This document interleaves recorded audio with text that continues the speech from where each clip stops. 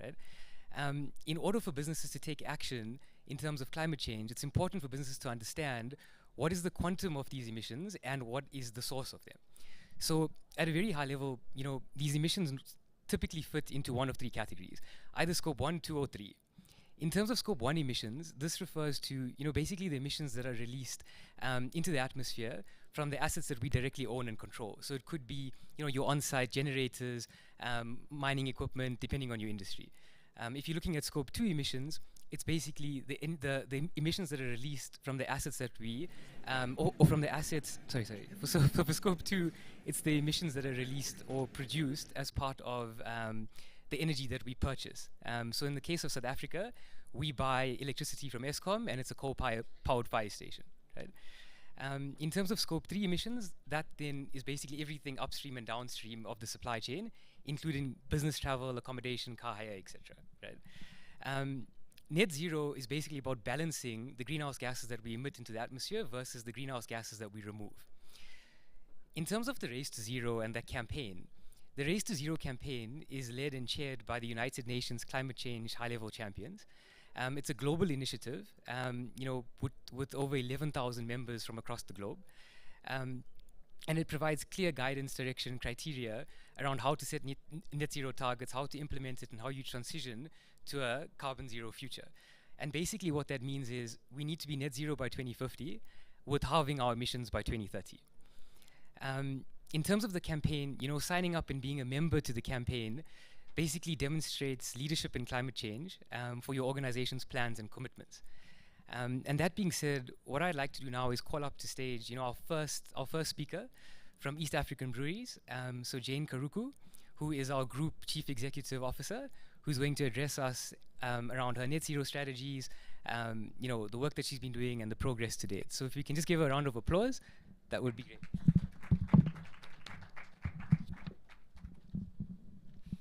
Thank you, Mahesh. So good morning, everybody. So I'm here to talk about this very exciting topic called net zero. And thank you for translating scope 1, scope 2, scope 3. I think it's still confusing to a lot of people. So distinguished guests and my fellow colleagues and friends, ladies and gentlemen, so very happy to be here. I'm always very proud to talk about this agenda, not because that it's an interesting one and probably a more sexy agenda as it's starting to be discussed a lot. It's also very important for the rest of us and for our future as a country. I think it's also very good that the country, Kenya, and the president decided to host this. I think if I look at the buzz around, it's similar to what we saw in COP26 and COP27, the global format, and we're hoping that we can also start competing with Global 20. Is it 28, 29 in Dubai? I also like this because we always share experiences. It is a tough thing, whenever something is new, even at TABL, we do not say that we know everything. It's something kind of like keeps morphing all the time. We are learning from ourselves and we are learning from each other. But luckily we are a global company, so we also learn from ourselves internally in the organization. But I can say and confirm that we are very aligned to the decade of action and have a smart sustainability strategy called Society 2030, or Spirit of Progress, which is our own internal interpretation in Diageo of the ESG agenda. And this includes 3 pillars: promoting positive drinking. We need to make sure that you're enjoying our brands positively and not abusing our very good brands. Championing inclusion and diversity. We are very good on inclusion and diversity.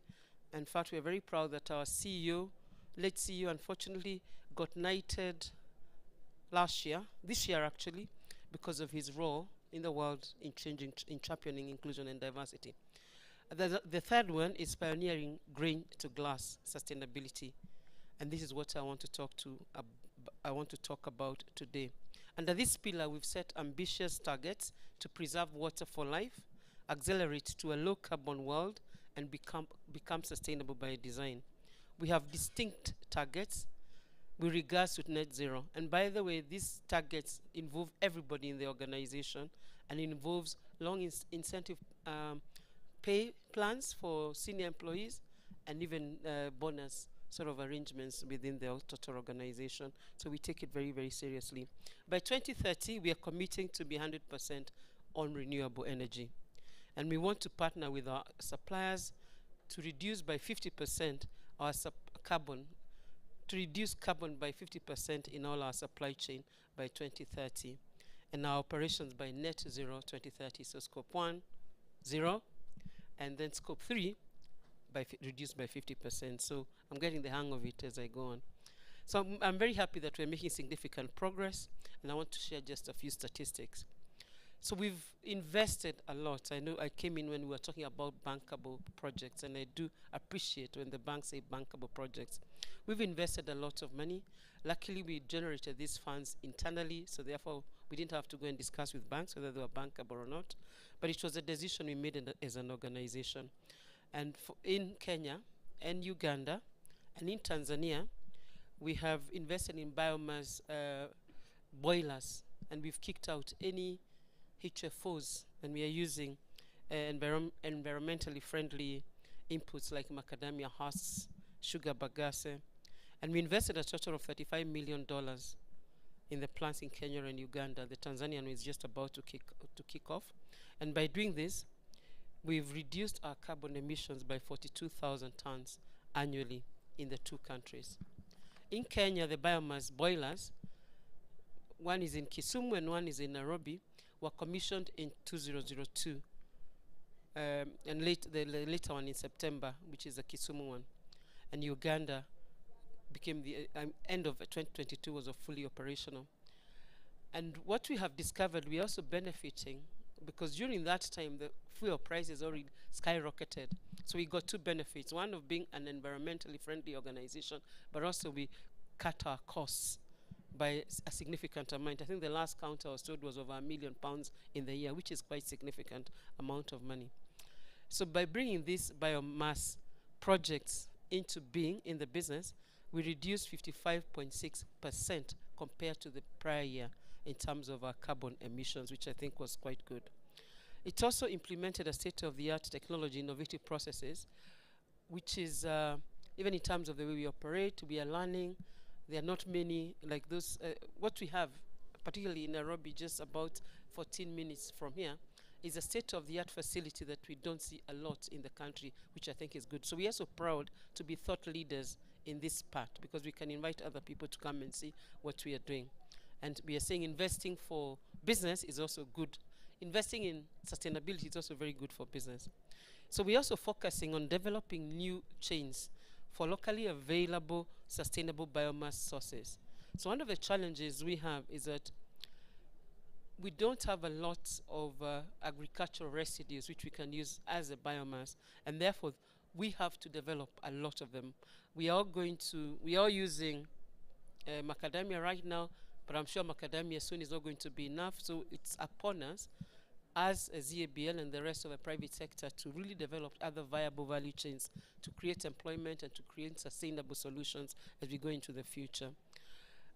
It's also important to note that this is also going to be good for the rest of the country, and we are trying to look for organizations we can partner with, for example, not for profit, to work with smallholder farmers, where we can develop even agricultural sort of shall I say materials, or not so agricultural materials which you can use in the biomass, but which will create such a big value chain, integrated value chain, because we are guaranteeing the market, especially, like I said, with smallholder farmers. We have experience in working with smallholder farmers, but we work with them in giving us a grain we use, barley or sorghum for brewing, but now we are probably going to stretch it further into the biomass.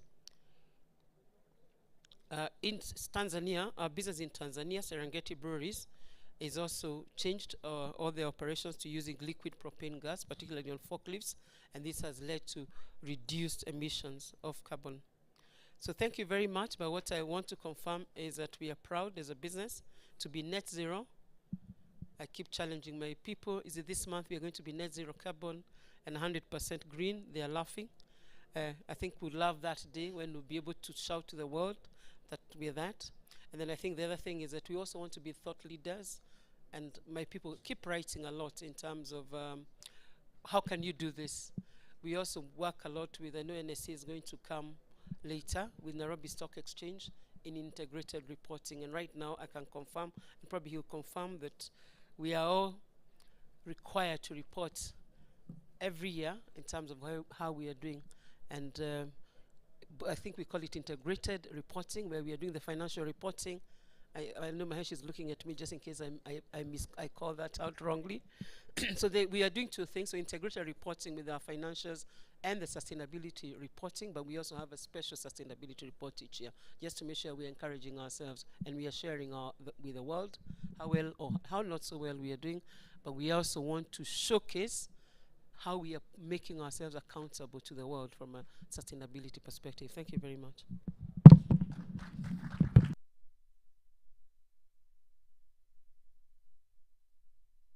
No, thanks, Jane. I mean, that's an amazing story. So I think I was chatting to Jane before the session, and I worked at the South African breweries, and it's not easy to decarb your supply chain. And I think the work that your team's been doing is excellent, right? So that being said, I'd like to call our next, extinguished speaker up to stage, and that is Demeji Olanyan.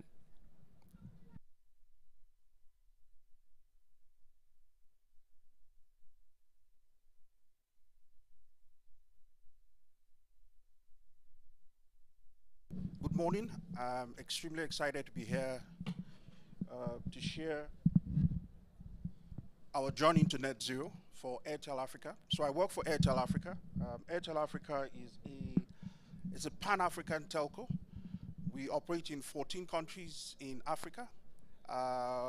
We currently have our headquarters in Dubai, but all our operations are in Africa. And what I'll just be sharing with you over the next 5 to 8 minutes is just some key highlights of our journey to net zero, or our pathway to net zero, which essentially talks about what we're doing around work scope 1, scope 2, and scope 3 emissions.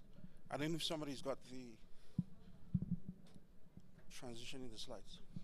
So that's our footprint, as I mentioned. We currently operate in 14 countries in Africa, in Central Africa, East Africa, and Nigeria, which actually is our biggest market. We currently have, at the end of March, we had 140 subscribers, so 140 million subscribers that call, connect on our network every day. About 51 million of these subscribers use data on a daily basis.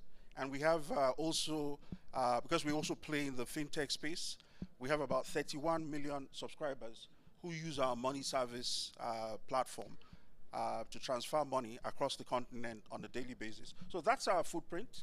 The other thing that we're extremely proud of is this is a company that has 2.6 million touch points. So we're talking about retailers, we're talking about resellers, we're talking about people who are directly involved or a part of our value chain, and these are people who are able to earn a living or some part of their living just by their association with Airtel company. So that's the business. Next slide, please. Let me just also mention that in most of the markets, we're either number 1 or number 2. So we're quite a significant player also on the continent. This is just to give you a snapshot of where we're coming from.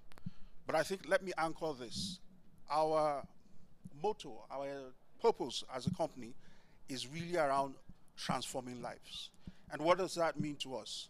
We operate on a continent that is significantly behind when it comes to some of the development metrics. One of the things we're so proud of is the fact that we're able to connect the unconnected. And that's a journey that we've been on over the last 10 years. And that's a place we've made significant progress. If you look at the statistics across Africa, there's still a large population that is unbanked. One of the things that we're doing with our Airtel Money platform is we're able to bring that, a lot of people, into some financial inclusion, and that's also obviously making a significant difference on the platform. And then ultimately, we all know this, the world is becoming very digital, and what we're doing obviously is we're also enabling, with our connectivity, we're enabling a lot of that digitization to happen, and we're ultimately bridging that divide that we have across the continent. So this is where we are. If you look at 2019, I'm just using this to give you an idea of how fast-paced this business is, and you know how we're able to bring people into this ecosystem. In 2019, we had about 99 million subscribers. In the last 3 years, we've grown that to 140 million. We believe that over the next 5 years, that number will continue to grow significantly. And what does this mean for us? This means that the business is growing rapidly. Our business is one that is reliant on technology. We've got to put base masks out there. We've got to put technology equipment out there. And we're definitely, with all those equipment, we have a carbon footprint that we also need to be careful about how we watch our carbon footprint. So this is just to give you an idea of the scale of the business and how rapidly the telco space in Africa is growing. Next slide, please. So this is our journey towards net zero. We actually started, I believe, in 2019 by publishing our strategy. What we then did was we got working with consultants and working with the right people. We actually then did an audit, a full audit of the entire business. As I said, we work in 14 countries. Now, let me also mention that our focus with the audit was first of all focused on scope 1 and 2. Now, we define scope 1 and 2 as emissions that are directly, that we have control over. And then we define scope 3 as all the emissions that we have as a result of our upstream operations. And this is largely through partners that we work with. And so over the last 2 years, we've published our Journey to Net Zero strategy. And I believe in late last year, 2022, we then came out and then made a commitment on our scope 1 and scope 2. So we've now made a commitment to our investors. Let me also mention that we're listed on the London Stock Exchange. We're actually the biggest African company that is listed on the UK, the London Stock Exchange, and we're actually part of the FTSE 100. And so what that obviously also does is there's a lot of reporting requirements, governance requirements from an ESG perspective, which we also have to continuously meet. But just to give you the numbers, after that extensive study, what we've done is we've made a commitment to our investors and, that we will reduce our scope 1 and scope 2. Now, let me make it clear. What we've committed to is to reduce intensity by 62%. So intensity means that for every, we're actually basing it to a particular number and not to the absolute number. So what we've committed to is a 62% reduction in scope 1 and 2 by 2032. What that translates to actually for us is a 54% reduction in absolute terms.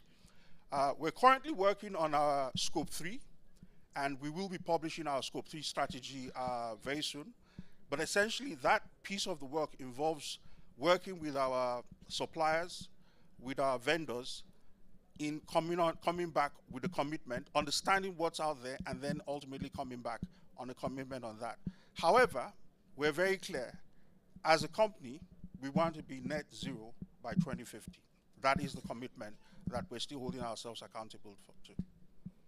Next slide, please. So I've spoken about this, but this is our focus. I don't want to spend too much time because I guess we're going to go into a bit of a discussion. But clearly our focus around scope 3, ultimately, is about looking at the equipment we're buying to make sure we're now buying equipment that uses significantly lower energy. We're looking for equipment that is reliant on renewable sources. And we're also, one of the key things that we believe will drive our success, particularly in scope 3 and scope 2, is partnerships.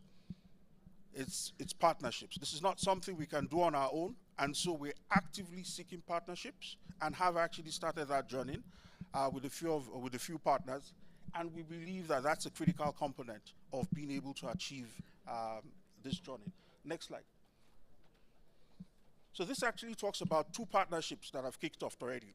So ATC, American Towers, these are the companies that have the towers that carry our telco equipment.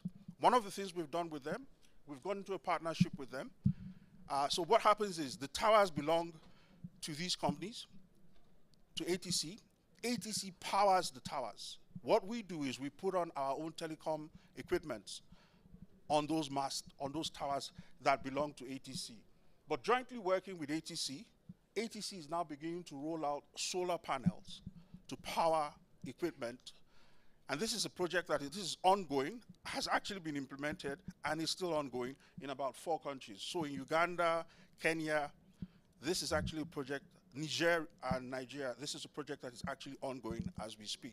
Just to give you an idea of the size and scale of this business, across Africa, we have over 31,000 towers that are carrying communication equipment. Today, about 20% of that sit with us that we currently manage, and at about 80%, which is why our scope 3 accounts for a very significant proportion of our emissions going forward.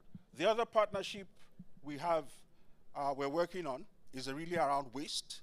As many of you are aware, burning of waste in Africa is still a big, big issue. What we've done is we've gone into a multi-stakeholder partnership with some development agencies, with some private organizations, local governments, and experts, SMEs in this area. And we're actually now working on a plan to ensure that we're able to reduce waste burning by 2040. We're actually able to eliminate the plan is to eliminate about 60% of that by 2030 and to eliminate that by 2040. Now, this is on a much broader scale of what we're doing. However, we haven't waited. We've actually also started the journey. So as a company, for instance, we've already, and this is really at this point still restricted to us, all our equipment today, none of it will ever end up in any open waste burning site.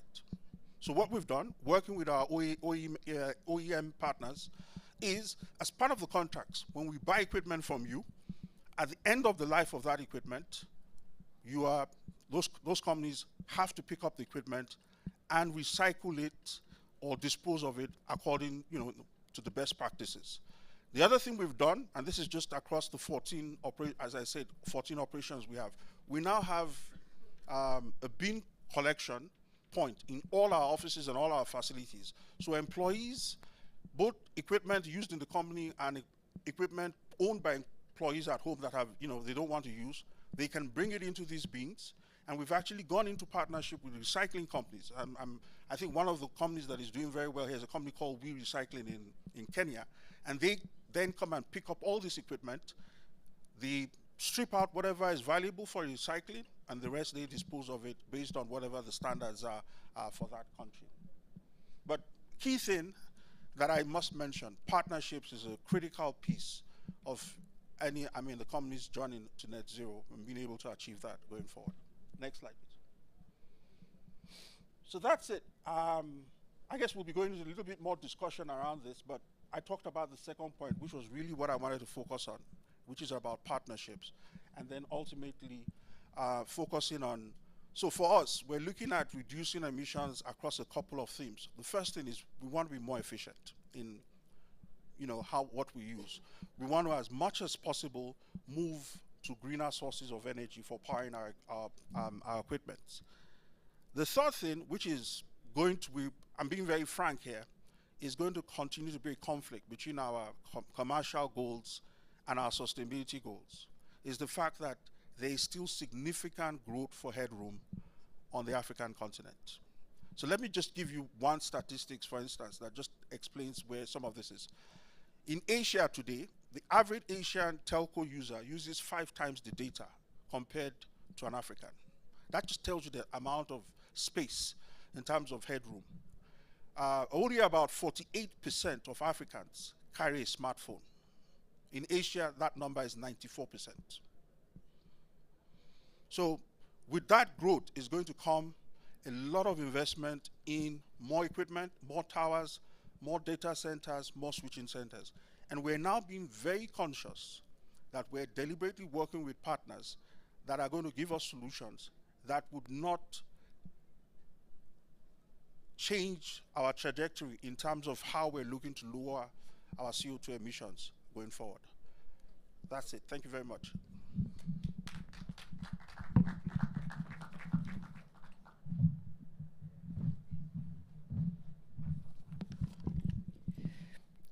So thank you, Dimeji, and Jane. If I can ask you maybe to both also come up to stage, we'll continue with the panel discussion.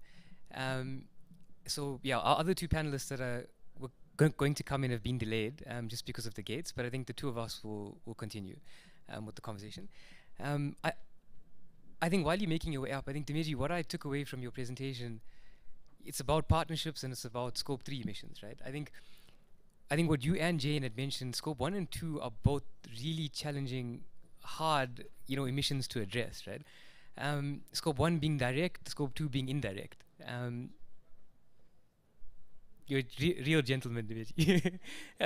No, and I mean, I think what your teams have been doing and leadership has been doing in your space around scope 1 and 2, with them being direct and indirect, it's a difficult space to target, right?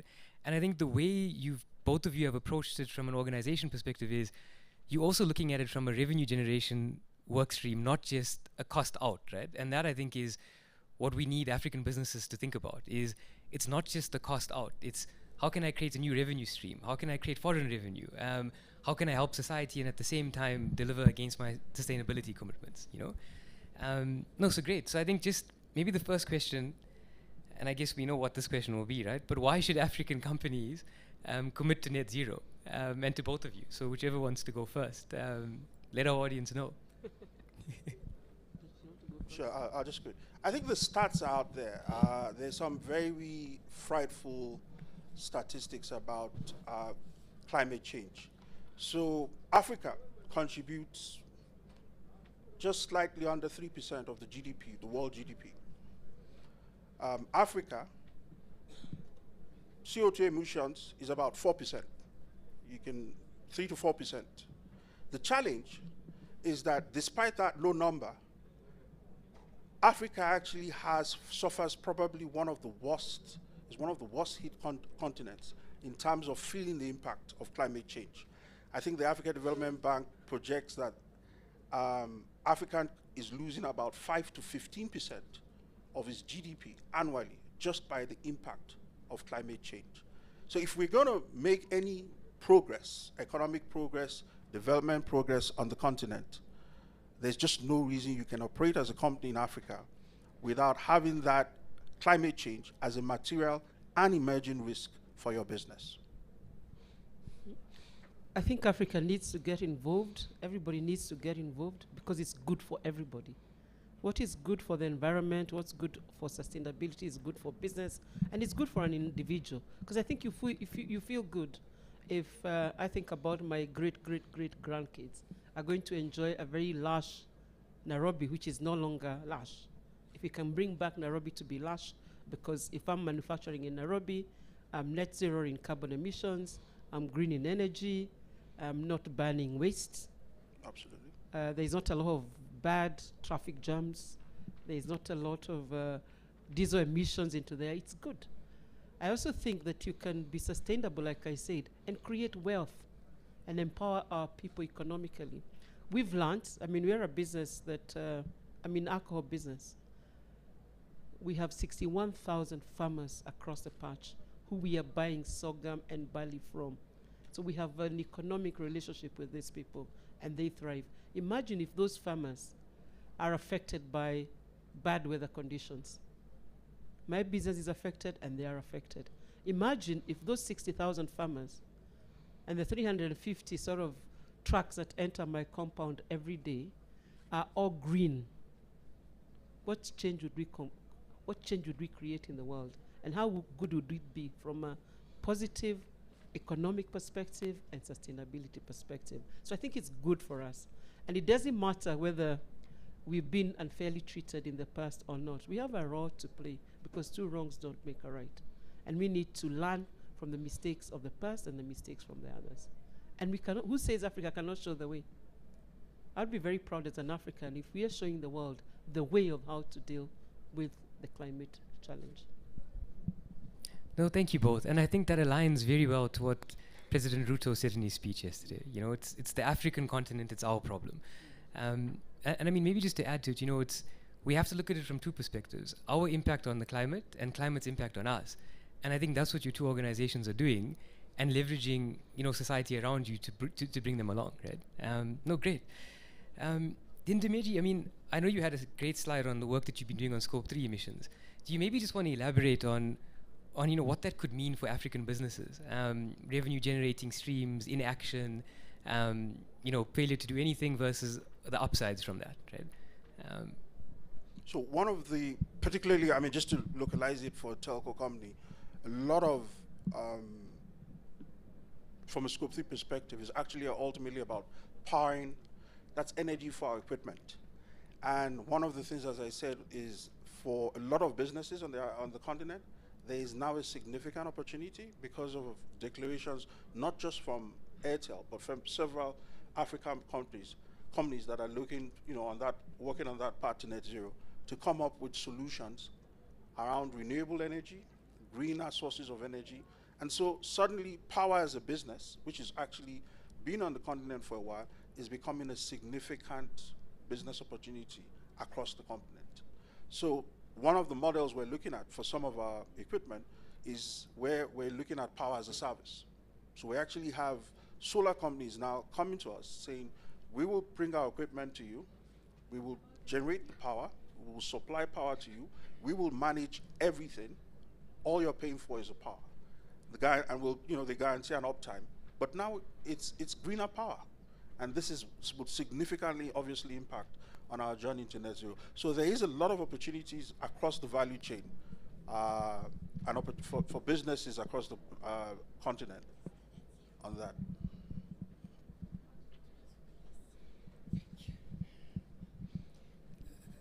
Delegates, we've joined by Dr. Asfour, who's the president of the African Business Council. So thank you, welcome.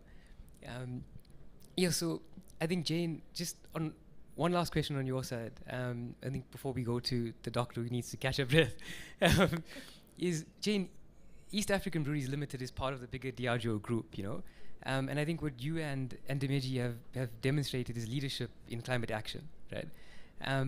How does ELB fit into the bigger, perspective from a Diageo group, and what does your footprint look like in Africa versus the global footprint? Okay, so thank you very much. So Diageo, we're present in 200 countries. I think in Africa we are present in all countries. But obviously East Africa is the biggest business, and East Africa is about 7 countries. So our footprint is big. Of course, we have a global agenda on all the things I talked about, Society 2030, which starts from positive drinking. And I think today we are talking about inclusion and diversity. And today we are talking about sustainability, which is grain to glass. And I'm sure you can understand the grain, because we use a lot of grain to create some pleasure or memorable moments with a glass through our brands. Maybe I leave some time for the doctor to No, thank you very much. So, doctor, thank you for making it. We know you had a long queue to get through, and really appreciate it. So, doctor, I think just the question we had on our side was, how do different African markets compare in setting net zero targets and implementing against those ambitions? So thank you very much. Just like I'm happy to be with all of you because I just arrived from Addis Ababa in the early morning and I'm trying to come to here. So thank God I make it at least at the end. So it's very important because this is a very important session because Africa Business Council established by the Heads of State Decision Summit to be the private sector arm of the African Union. So it's the apex continental body for the private sector, and our founding vision is a competitive, borderless, innovative Africa for trade, investment, and industrialization. And we have clusters, 20 clusters. One of the clusters really is about green economy. It's about really how we invest in renewable energy. So with different markets, as you have just said, there is huge differences among our member states of African Union because some of the countries, like for instance, Kenya here, they have already set a target for zero net emissions.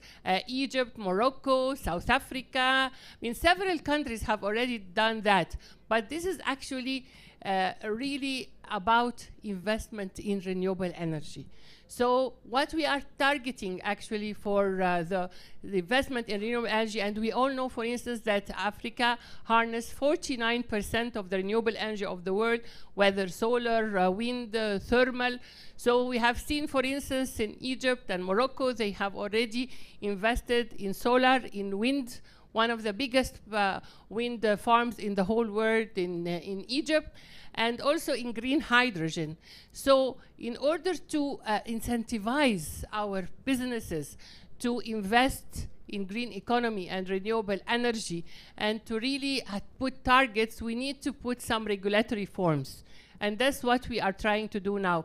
So we are targeting what we call 3 pillars of empowerment, which is the private sector strengthening, including SMEs, women and youth, how to empower our private sector really to put these targets, to have sustainable, to reduce carbon emissions. And the second pillar is about policy advocacy. We need to have incentives for the private sector from the government, from regulatory governments, to really go green and shift from the fossil fuel.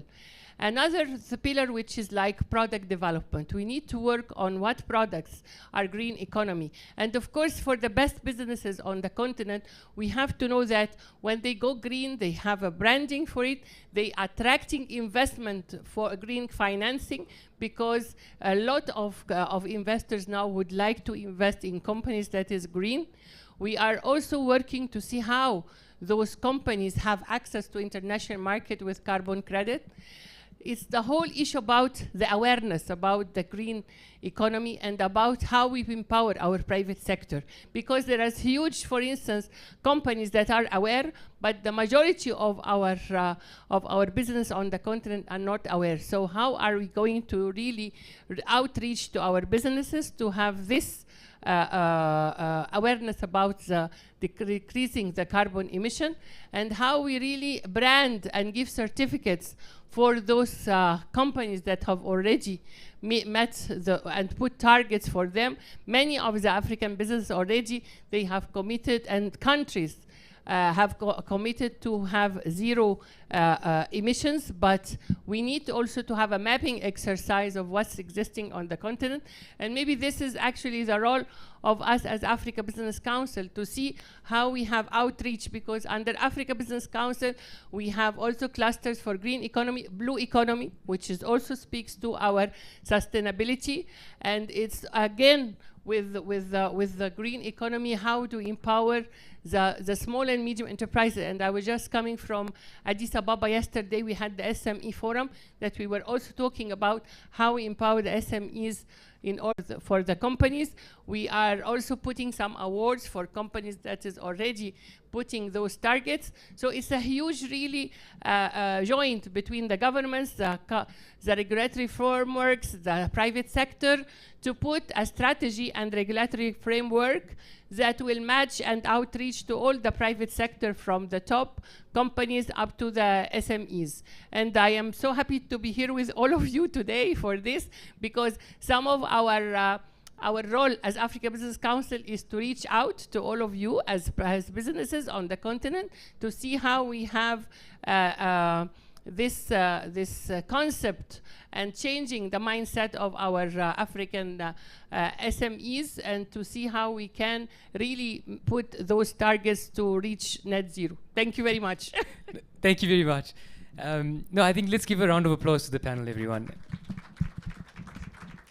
I'm going to just wrap up the session, but if we're probably going to get to the next session, but if you want to have questions, we're welcome to take them outside with the team, right? I think thank you to the panelists for being here today. Thank you for everyone who's participated, paid attention. I think just in wrapping up, I'd encourage all participants, whether representing, African businesses or international businesses, take a step, right? Like what we've seen from our leaders on stage. For African businesses, signal your leadership in climate action.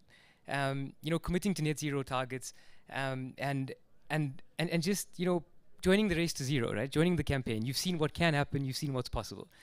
For international businesses, explore partnerships in Africa. I think Dimeji had great examples of that in the Scope 3 supply chain.